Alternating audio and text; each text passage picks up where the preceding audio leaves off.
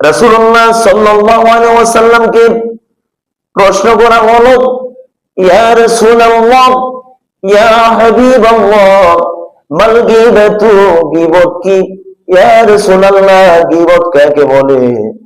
আল্লাহর রাসূল সাল্লাল্লাহু আলাইহি ওয়াসাল্লাম বলেন, গীবত হলো তুমি তোমার ভাইয়ের পেছনে তার এমন দোষ ত্রুটির কথা বলা, এমন দোষের কথা উচ্চারণ করা, যা শুনলে সে মনোকষ্ট পায়, যা শুনলে তার মনের মধ্যে ব্যথা লাগে।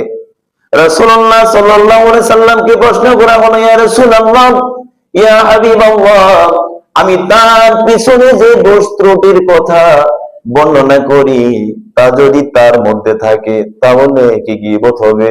আল্লাহ রাসূল বলল, তা যদি ওই দোষগুলো যদি তার মধ্যে থাকে সেটাই হলো গীবত, আর ওই দোষগুলো যদি তার মধ্যে না থাকে সেটা হলো বহতান। অত্যন্ত মারাত্মক গীবত করা। আল্লাহ রাব্বুল আলামিন সূরা আল হুজরাতের 12 নম্বর আয়াতের মধ্যে বলেন, ওয়ালা ইয়াগতাব বা'দুকুম বা'দান আইয়ুহিব্বু আহাদুকুম আইয়াকুনা লাহমা আখিহি মাইতান ফাকারিহতুমুহু। তোমরা একে অন্যের গীবত করো না, তোমরা একে অন্যের গীবত করো না। তোমরা কি তোমাদের আপন মৃত ভাইয়ের গোশত খেতে পছন্দ করবে? ফাকারিহতুমুহু, অবশ্যই তোমরা তা অপছন্দ করবে, ঘৃণা করবে।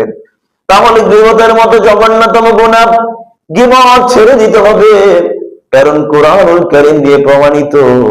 আল্লাহ পাক বলেছেন, তোমরা এক ভাই অন্য ভাইয়ের গীবত করো না। অত্যন্ত মারাত্মক, অত্যন্ত জঘন্য।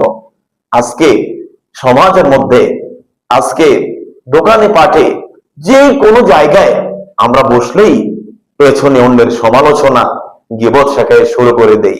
আল্লাহ পাক আমাদের এই মহা অপরাধ থেকে আমাদের সবাইকে হেফাজত করুন।